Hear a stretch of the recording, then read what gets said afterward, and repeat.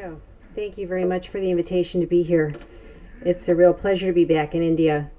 I was living in Mumbai as a Fulbright Nehru Scholar in the last half of 2013, and my children were with me, and they were so jealous that they couldn't come with me now because they're in school.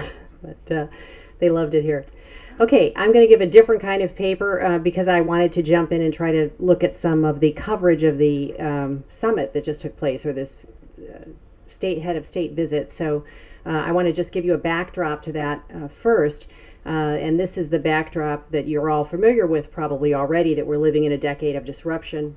It's a new era, and we're seeing change in every single sector in the way things have operated in the past. So right now in the US, for example, we're estimating that about 40% of S&P Standard & Poor's companies are going to be gone within a decade.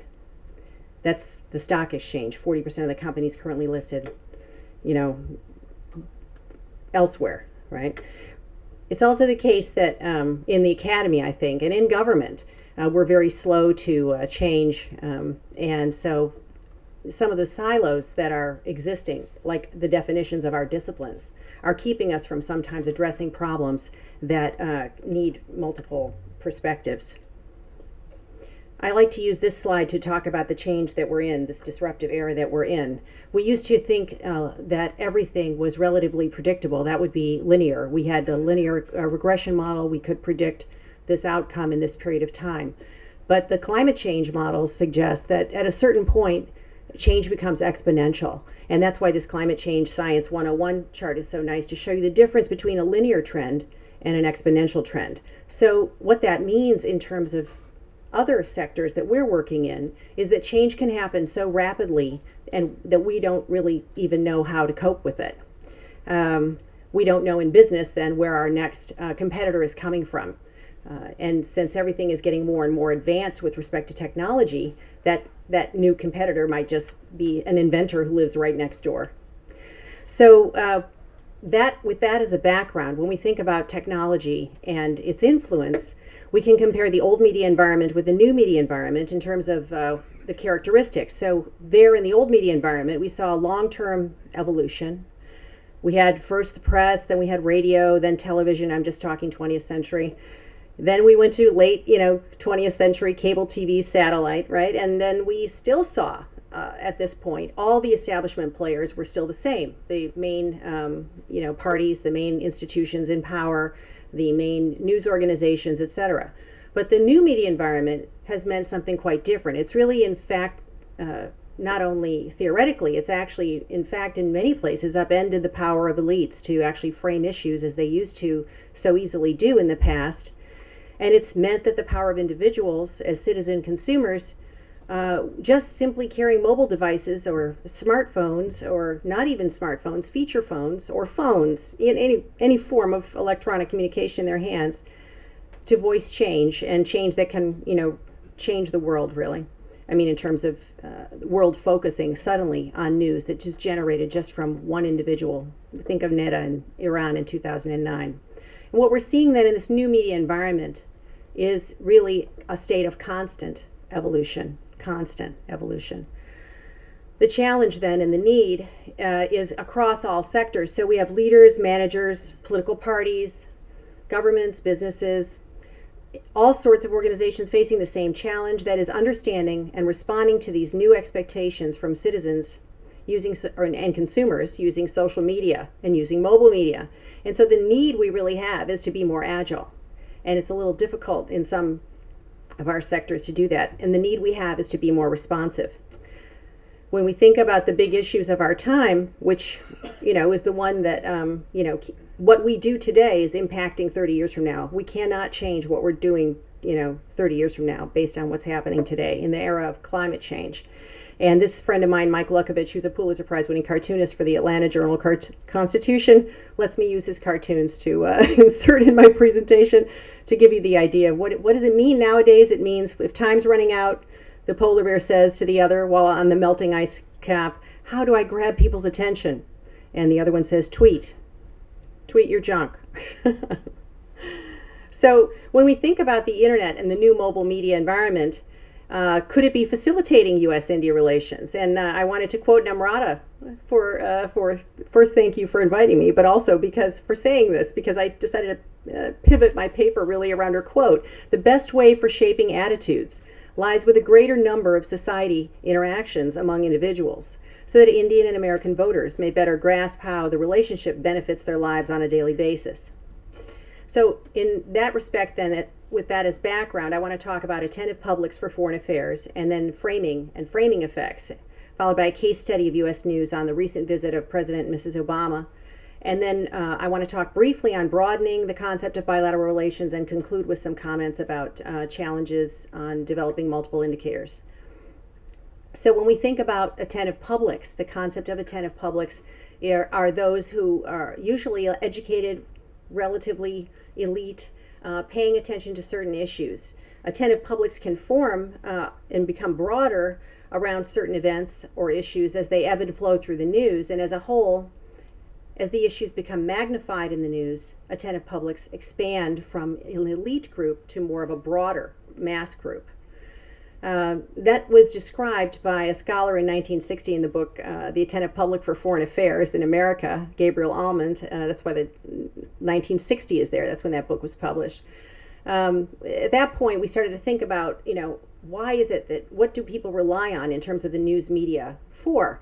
They rely on the news media for orientation, especially for things that are not close at hand to them. I mean, the economy is relatively close at hand. You can feel inflation in your pocketbook when you go to the grocery store. But foreign affairs, international affairs, is not close at hand. So you really have to rely on the journalism and media for that.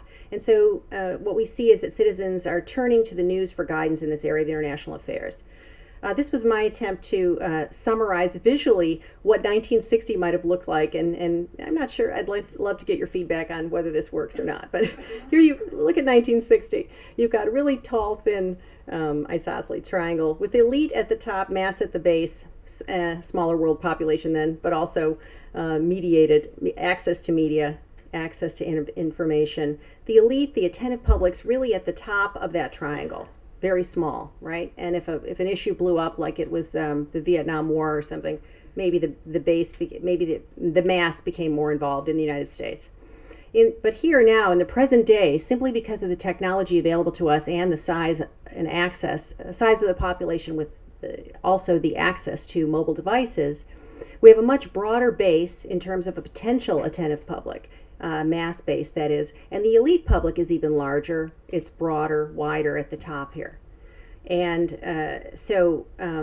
in other words, if you're in the business of foreign affairs, there's a lot more than just the narrow window or narrow group of people that was kind of watching or interested in the past. Today, it's a much broader audience, potentially even broader.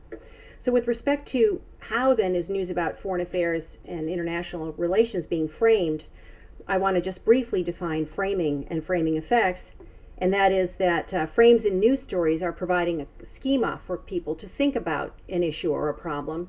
They've been described by Robert Entman as mentally stored principles for information processing, as well as characteristics in news texts.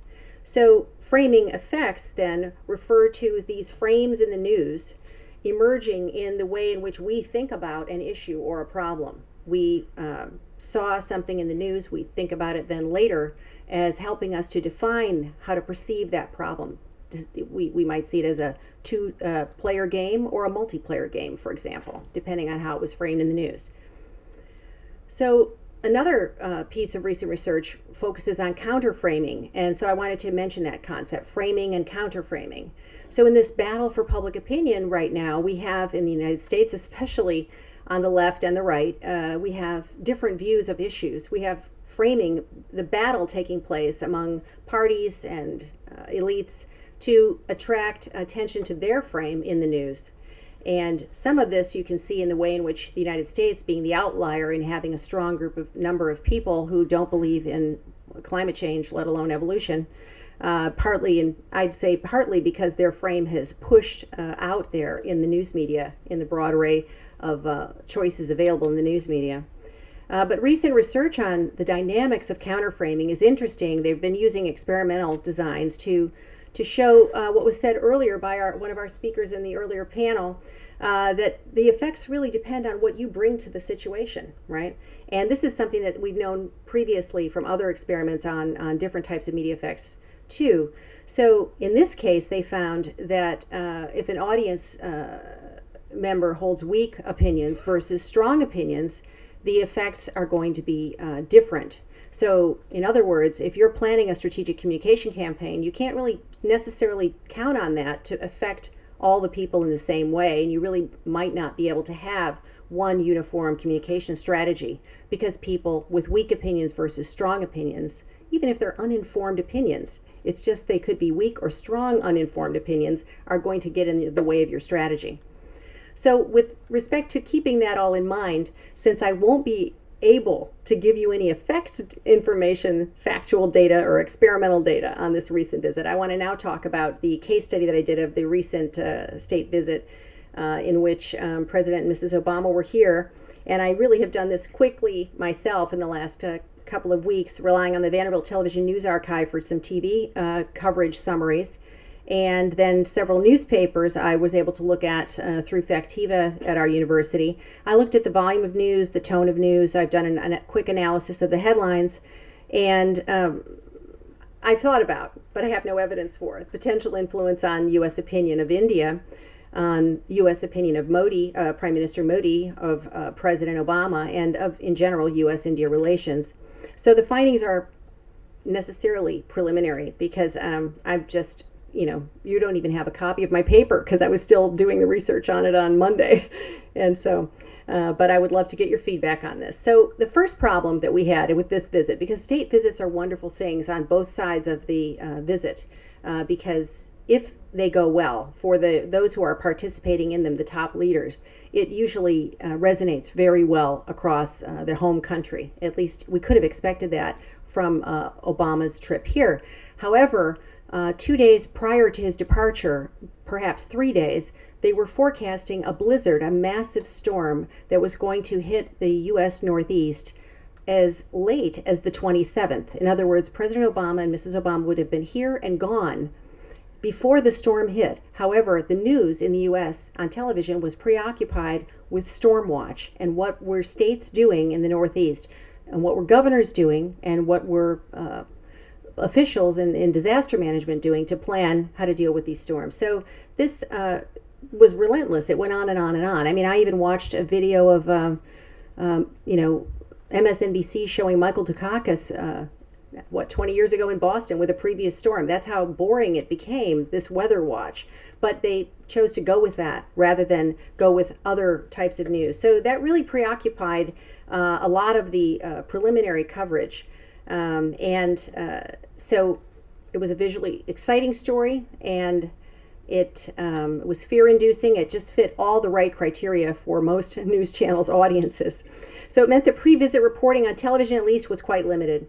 But when the first day, the Sunday, took place, there was a 1 hour long press conference, and some of that was on CNN. All of it was CNN for an hour. Fox did 47 minutes, MSNBC 42, and Al Jazeera English did 10 minutes.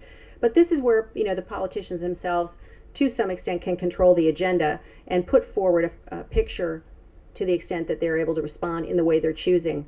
So that received probably more attention. I did not have time to add up the history of India coverage in the United States, but if you go back to even 5 years ago, that alone probably added up to more coverage than India's had in television news in several years, and more positive coverage.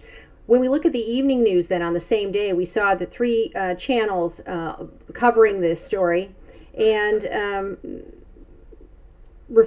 two of them at least referred to the issues of climate change, the environment, nuclear power, all in the same way. So that clearly stands out as important issues. Another channel referred to high security and all the elaborate security that was involved in this visit. Overall, then, this coverage, on television at least, was favorable in tone and emphasized these key issues. And of course, you had the positive visuals, which are what is retained in the minds of viewers. This is what our research tells us on media effects. It's the visuals that remain with you. But the problem is that the Republic Day parade didn't appear. I've even waited for over a week to see it appear in the television news archive. So I really think we didn't get much coverage of the 26th. I only saw it briefly flash by on a morning news program of a little bit of the Republic Day parade. So the American audience did not receive an education on the significance of Republic Day, unfortunately. In the press, it was rather different, but the press reaches a narrower set of audiences. But these were newspapers that are national ones and important newspapers. And so I broke this up into three sections: pre-visit, visit, and then post-visit. On the pre-visit coverage, there was a focus on expectations. The tone was generally favorable. The topics were diverse, and there was about 16 stories. You see the little plus signs there. The more plus signs, the more positive, in my take, the coverage was. So you see in most cases it was generally favorable across all outlets with a slightly different focus. The only one to focus on the protesters, the communist protesters outside, was the Associated Press, and that was the one that reaches all syndicated newspapers in the country. During the visit, however, there was a lot more coverage. I mean, there were 32 stories. It was framed in terms of the progress that was being made and the obstacles that were still being faced in the middle of the visit, real-time feeling there. And so it was more visible, but there were also more favorable and as well as more mixed stories. So the Wall Street Journal, again, was the most favorable, very upbeat business-wise. The Washington Post was most mixed, with 9 positive stories, 5 negative ones, and then the rest were from positive down to mixed, with the LA Times probably just 2 stories, relatively weak and not harshly negative, but slightly negative. So what was the tone driven by in the press? Well, the newspapers often have not just op-ed pieces, but journalism, real-time journalism, covering it in an analytical way, in an opinionated way. So it's not just the facts, it's the motives and the reasons behind the scene we see. So the most negative stories in the Washington Post were about Modi's wife, Modi's suit, the Delhi air, and the fact, and this raised some alarm bells for me, quote, Indians, they said, when they were really referring to Delhiites, but they said Indians dislike the hype around the Obama visit, and it made me wonder, is that what helped the AAP this time? Did Obama really make a contribution there? The post-visit reporting and the press conclusions then, the post-visit was framed in terms of the accomplishments of the visit and the remaining challenges. Obama was framed also in terms of putting forth a positive, giving hope vision, a sweeping vision in the speech that he gave on the final day here. Then he flew off to Riyadh. There were 20 stories in the post-visit phase, and overall then the whole visit resulted in 68 stories across these newspapers over these 3 phases, where India was a focus, and that was quite significant. It was a very big, high-profile, reach out for India in that sense, and for the White House. The majority of the news was favorable, but in some cases, it would have been unfavorable in the way that I've described earlier. Well, the case study does have limitations, of course. It really certainly misses a review of social media that were most potentially important. I would have been interested in seeing which articles were most often tweeted, and I wanted to create an influence score for the most important articles. What if it was only the negative articles that were tweeted, right? We don't know that. It's not easy unless we have a Topsy subscription, which costs $20,000 a year, which we no longer have at my university. We need to develop open source platform material to grab and analyze the influence and give influence scores to social media. So there were many venues for social media news generated by the governments and independent sources. Also, this case study really misses the organic ties, some of which were referred to earlier. The focus on this visit of the U.S. president here doesn't take into account this backdrop against which it's played out, which is this popular culture ties in terms of films, music, entertainment that we have in the U.S. thanks to India.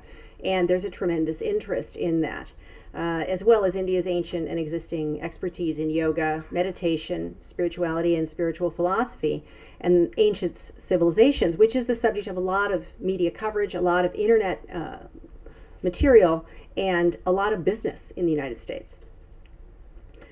So going from the case study to the concept of bilateral relations or U.S.-India relations, I would argue that we need to broaden the concept to better capture this extent of the depth and the breadth of the relationship, because there's a lot going on. As we saw during the visit, a lot of negotiations, there were a lot of meetings with business councils, and so ideally, in my view, we should have a way to put together all the measures that I've shown you from media, that we could provide from social media, that we can also see from monitoring FDI, foreign direct investment, corporate social responsibility projects and their impacts, governmental agreements made and their implementation in these various areas, as well as the contribution of the Indian diaspora in the United States, for example, which is significant in terms of not only the high rate of India-led startups, but also the Indian direct business investment.